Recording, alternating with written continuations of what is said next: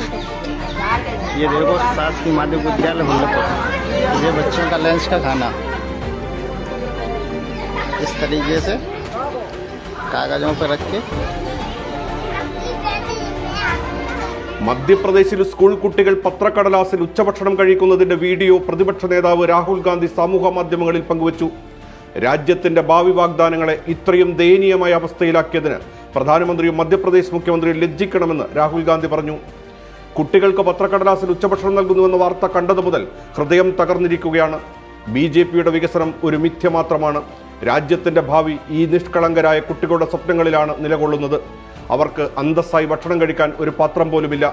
20 വർഷത്തിലേറെയുള്ള BJP ഭരണത്തിൽ അവർ കുട്ടികളുടെ പാത്രങ്ങൾ പോലും കവർന്നെടുത്തുവെന്ന് രാഹുൽ ഗാന്ധി കുറ്റപ്പെടുത്തി.